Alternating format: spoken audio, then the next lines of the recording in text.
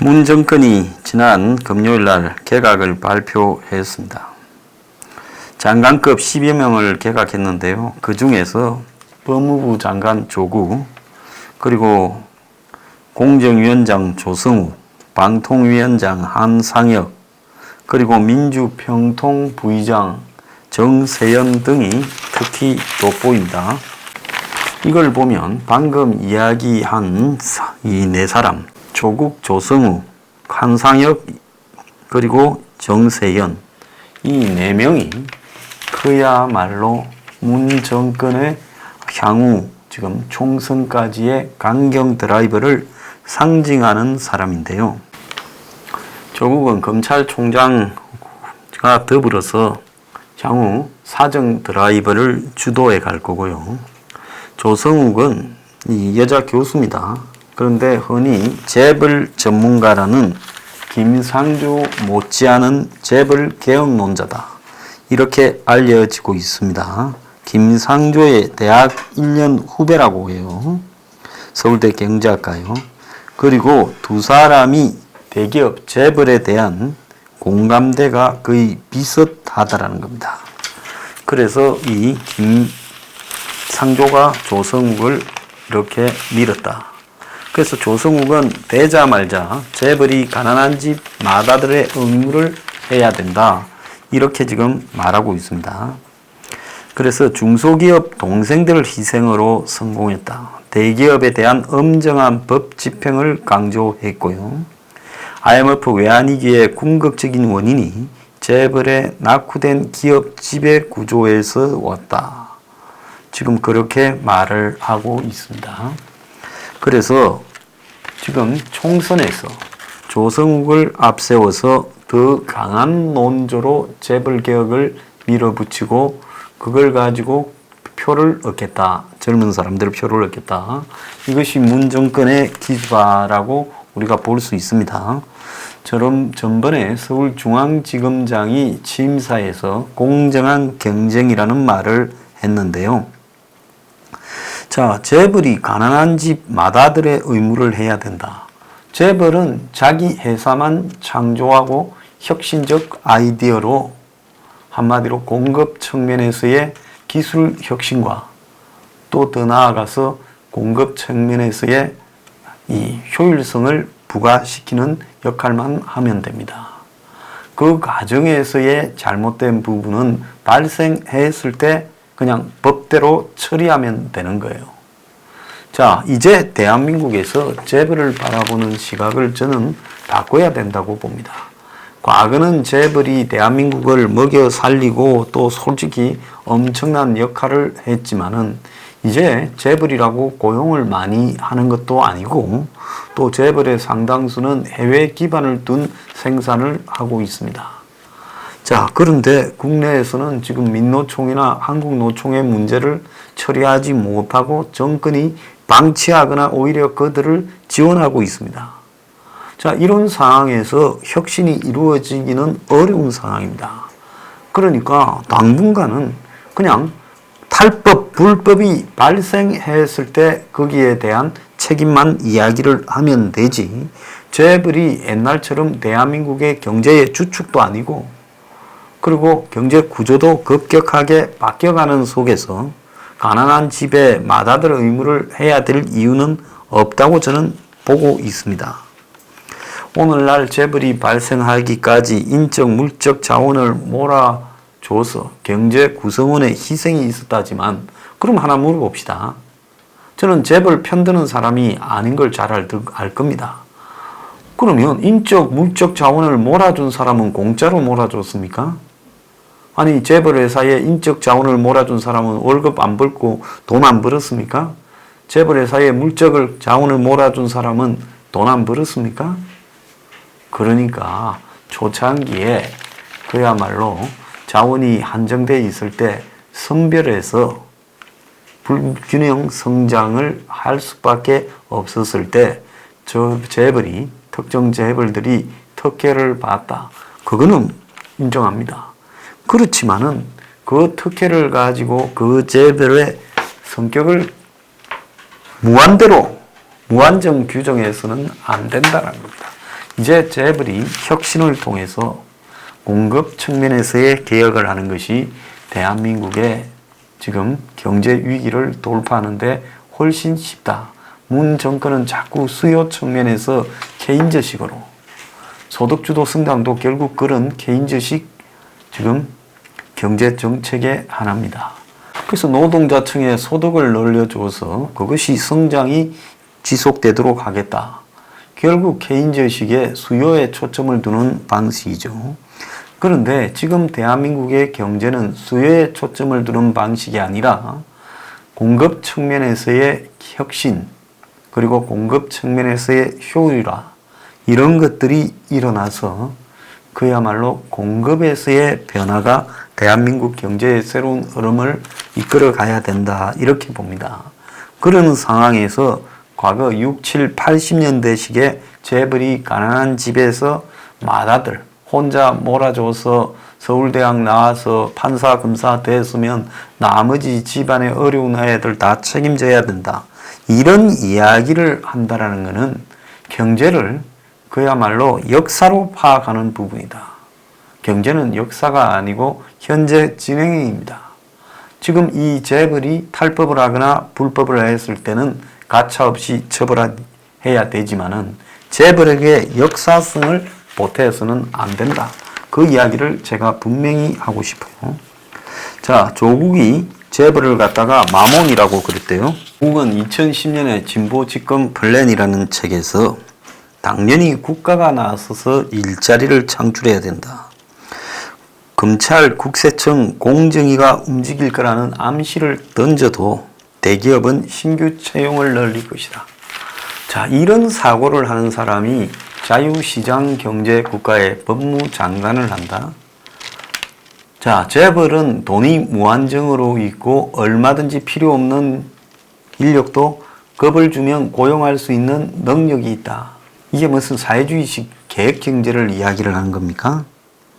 민간 일자리를 늘리는 방편으로 검찰 동원을 언급을 했습니다. 실제 효과도 있을 것이다 라고 말을 하고 있고요. 재벌은 기본적으로 구린 데가 많다.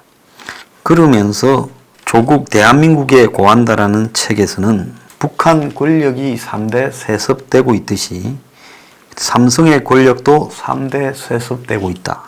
그러면서 삼성을 성경 속의 악마 마몬에 빗대 마몬의 목에 고삐를 채워야 된다. 삼성맨들은 자기들이 한국을 이끌고 있다라는 자존심으로 똘똘 뭉쳐 수장을 위해 충성을 하는데 그런 면에서 삼성과 검찰이 비슷하다, 이렇게 말을 했고요.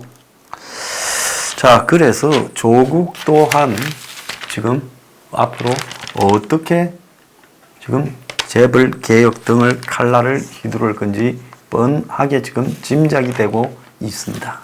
지금 검찰에서 70명이 그만뒀어요. 윤석열이가 임명되고 난 이후에요. 자, 그런데 조국을 앞에 세워가지고 지금 검찰 개혁을 하겠다 이러고 있습니다. 자, 검찰 내부에서는 벌루북이 있다. 한마디로 인사에 참고를 할 인사 지침서라는 거죠. 개별 검사의 행적을 다 담았다는 거예요. 그래서 2,000명 이름 옆에 순위가 써져 있다는 거예요. 등수가. 그래서 인적사항, 부임 부서, 동기 평가 등이 쭉 나와 있고 법무부 검찰국에서 차곡차곡 기록한 부분인데 주관적인 평가로 검찰을 서열화했다.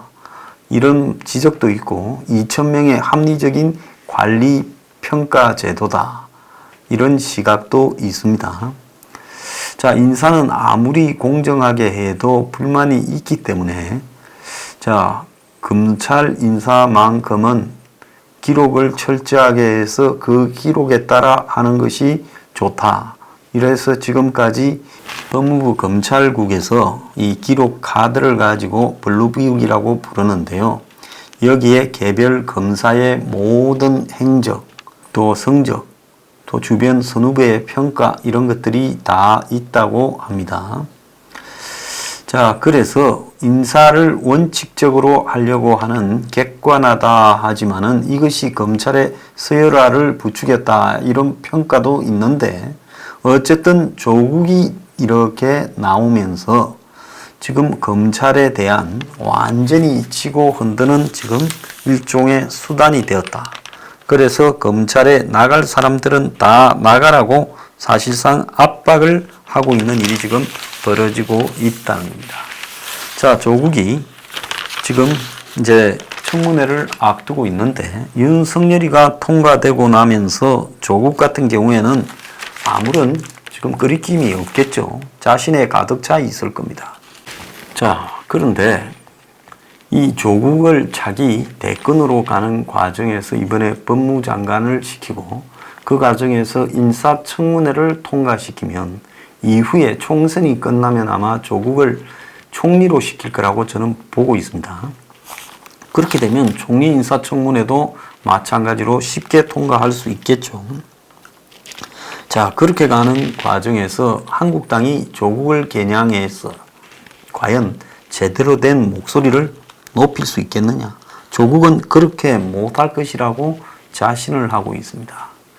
돈, 재산 지금 55억이래요. 그리고 집안에서 가지고 있는 재단, 이사장, 또 더 나아가서 뭐 표절 시비 이런 부분들에 다 별거 없다라는 식으로 넘어가고 있고 아들과 관련한 문제도 지난번에 해명을 했습니다. 자, 조국에게 그러면 아무런 법적인 문제가 없는 것이냐? 가장 큰 문제는 국가보안법을 위반해서 깜빵을 갔던 사람을 법무장관으로 시킨다. 근데 그 국가보안법 위반 내용이 한국 사회에서 가장 좌측에 있는 사회주의 혁명을 하기 위한 조직의 이론을 제공했다. 이런 내용입니다. 자, 이게 법무장관을 할 수 있는 부분이냐. 한국당이 이번에 이 조국을 제대로 정리하지 못한다면 큰 문제가 될 겁니다. 자, 조국 부인도 교수로 있는데요. 동양대학이에요. 조국 부인의 교수 임용은 언제부터 어떻게 된 것인지 이런 것들도 좀 따져봐야 될 문제라고 생각을 합니다. 자, 또 숨어있는 사람 한 명이 있는데 방통위원장을 하는 한상혁 변호사라는 사람입니다.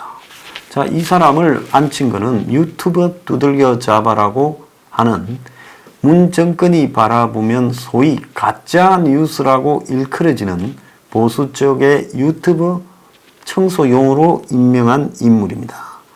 자, 이자는 지금 민원연의 공동 대표로 있는데 변호사입니다.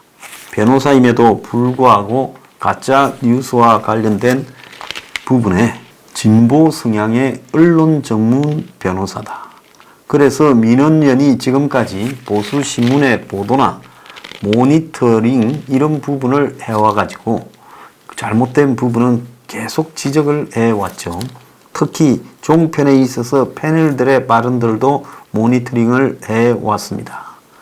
자, 그런데 이 사람의 앞에 있던 이효성 방통전임위원장이 지금 문 정권이 가짜 뉴스와의 어떤 전쟁을 벌이라 하니 그 사람이 학자 출신에 좀 깐깐하니까 좌파라도 그렇게 하는 것은 부적절하다라고 이렇게 소극적인 입장을 보였죠. 그래서 가짜 뉴스라는 표현 대신에 조작 뉴스라는 표현을 썼습니다. 문 정권은 7월부터 유튜브에 대한 압박을 강화하고 있는데요. 자, 한상혁이 지난 9일에 방통위원장 내정 소감문을 통해 인터넷 문화 조성을 저해하는 허위 조작 정보와 가짜 뉴스의 심각성을 인식하고 개선책을 고민하겠다라고 밝혔습니다. 그러면서 하는 말이 가짜 뉴스는 규제 대상이다. 자, 어제도 좀 오늘도 한 오피스텔 건물에 지금 청문회를 위해 출근하면서 표현의 자유 중요성에 대해 누구보다 알고 있지만은 지금 문제되는 가짜 뉴스와 허위 조작 정보는 표현의 자유 보호 범위 밖에 있다. 이러면서 특정한 루머들을 SNS를 통해 유포시켜 대가를 받는 소문내기 서비스가 유행할 정도로 뉴스도 의도적인 허위 조작 정보와 극단적인 혐오 표현은 규제의 대상이 되어야 된다. 그럼 제가 묻고 싶습니다. 토착 외구라는 표현, 이런 것은 규제 대상입니까? 아닙니까? 나베라는 표현은 규제 대상입니까? 아닙니까? 수구 꼴등이라는 표현은 규제 대상입니까? 아닙니까? 자, 그래서 이 사람이 지금 가짜뉴스 허위정보 판단의 주체가 정부에 있느냐 하고 기자가 물으니까 정부에서 판단을 하냐 안 하냐 보다 정보가 의도적으로 조작된 것인지 혐오 표현인지 정의부터 필요하다. 이렇게 지금 이야기를 하고 있습니다. 전임 방통위원장이 가짜뉴스 규제를 두고 청와대와 의견을 달리해서 반강제적으로 물러났는데, 자, 신임 한상혁 후보자는 방통위 설립 과정에서 독립성은 중요한 이슈고 그래서 임기 제도를 도입했다. 다만 임기 문제는 본인의 의사에 반해서 이루어질 때 문제가 되는 거다. 이렇게 말을 했는데요. 자, 지금 이 한상혁이라는 사람이 이제 취임을 하게 되면 보수 유튜버를 그냥 두지 않을 거다. 이렇게 지금 한간에 온갖 이야기들이 난무하고 있습니다. 자, 그럼에도 불구하고 이 사람이 지금 이런 말들을 함에도 어느 누구도 한상혁이 보수 유튜버를 다 청소하려고 지금 지시를 받고 정보통신위원장에 왔다. 이런 말들을 제대로 못하고 있어요. 찍힐까봐 그러는지요.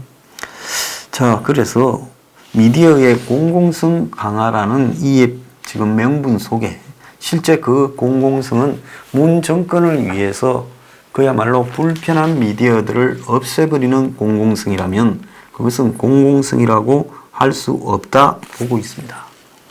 자, 문 정권이 지금 내세운 이런 칼들 대단히 우려스럽고요. 또 더 우려스러운 사람은 정세현입니다. 자, 정세현은 전 통일부 장관으로 문 정권을 이 대북 정책을 편들어 온 사람인데 이 사람을 민주평통회 부의장으로 앉혀서 장관급으로 북한과의 통일 부분에서 공개적인 역할을 하도록 장을 열어줬습니다. 지금 보수 진영에 기대하고는 달리 문은 대북 정책에 있어서 친북적인 성향을 가진 사람들을 또 하나 추가 배치함으로써 그야말로 내 갈 길을 간다라고 본때를 보이고 있습니다. 이러한 문의 인사 배치는요, 앞으로 매우 우려스러운 결과를 지금 한국 사회에 던질 거라고 보고 있습니다. 문은 자신의 오른팔들을 돌격대들을 지금 새 내각에 배치했어요. 총선까지의 가는 과정을 매우 시끄럽고 공격적으로 임하겠다는 걸 보여주고 있습니다.